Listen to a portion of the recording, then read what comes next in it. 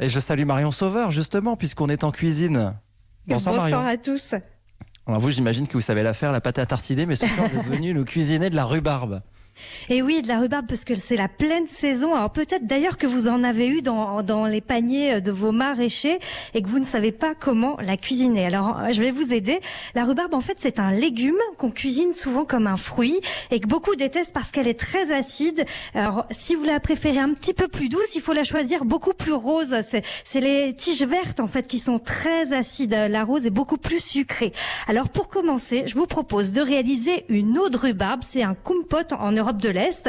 C'est parfait pour l'apéritif et c'est une boisson qui va plaire aux enfants puisque elle aura une jolie couleur rose et puis avec un petit goût sucré et subtilement parfumé. Vous allez entendre, c'est tout simple à faire. Alors on commence, Sébastien. Vous prenez votre tige de rhubarbe en main et là vous épluchez votre rhubarbe. Alors hop, je sais pas si vous entendez comme j'épluche la rhubarbe.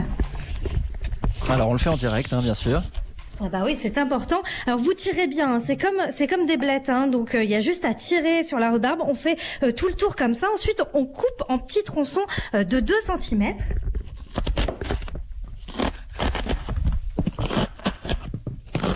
Ça craque la rhubarbe et on a déjà ce parfum. C'est génial.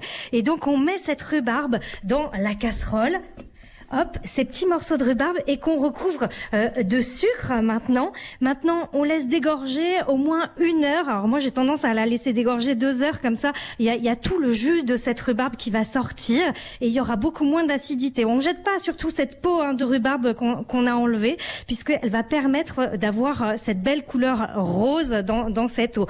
Alors, une fois que cette rhubarbe a dégorgé, moi j'ai pris un petit peu d'avance, donc on met de l'eau bouillante en fait sur cette rhubarbe qui a dégorgé avec le jus. Alors de l'eau bouillante, hop, sur la rhubarbe. Il faut laisser maintenant de l'eau frémir. On laisse frémir quelques petites minutes, allez 5 minutes. Et une fois que votre eau elle a frémi, que votre rhubarbe a commencé à prendre de la couleur avec l'eau, et ben on va la filtrer dans une toute petite passoire. D'accord. Voilà, et quand vous allez filtrer, vous allez déjà apercevoir cette eau rosée. Vous la mettez au frais et ce qui sera joli, une fois qu'elle sera fraîche, c'est de la servir avec un bout de tige de rhubarbe dans le verre. Vous verrez, ce sera très sympa dans les verres comme ça. Pas mal, pas mal. Et qu'est-ce qu'on fait des morceaux de rhubarbe qui restent? Alors on les jette pas, hein. Surtout on fait de la compote par exemple. Alors là cette fois on enlève la peau qu'on récupère et qu'on jette et on laisse cette rhubarbe, ces petits morceaux compoter tout doucement dans la casserole à feu doux, aller une petite heure. Et cette compote elle va pouvoir accompagner par exemple du fromage puisque la rhubarbe s'accorde très bien avec des fromages de caractère comme un camembert rôti par exemple. Vous mettez votre camembert au four et ensuite vous mangez avec cette rhubarbe.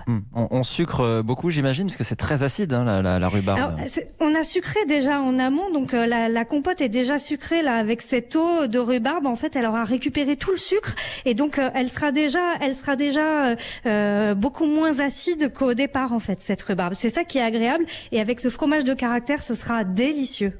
Alors côté dessert, il y a la classique tarte à la rhubarbe. Vous avez d'autres idées? Ben oui, pourquoi pas un clafoutis. Alors on épluche encore la rhubarbe, on la coupe en morceaux cette fois de 4 cm, un peu plus grand. On la laisse dans le sucre dégorger une petite heure avant de la blanchir 2 petites minutes avec de l'eau bouillante. Et puis à côté, on mélange, allez, les œufs avec la farine, on ajoute du lait, de la crème, on mélange. À la main avec le fouet, hein. Ah bah oui, à l'huile de coude. Et puis on rajoute le sucre, le sel, des grains de gousse de vanille. Ça c'est important pour donner ce bon goût de vanille. On mélange bien encore. Et puis hop, on fait tomber cet appareil, ce joli appareil jaune là dans votre moule. Alors il faut que le moule il soit beurré et sucré hein, pour que ça donne un bon goût caramélisé à votre clafoutis. On met dans un four chaud à 210 degrés et vous le laissez aller 40-45 minutes. Il faut que votre pâte dore et qu'elle boursoufle vraiment autour des morceaux de rhubarbe. Vous le verrez tout de suite hein, quand c'est cuit. Alors là j'ai encore une fois pris un peu d'avance. Mon clafoutis d'ailleurs est juste cuit. Hop, je vais ouvrir le four. Hop.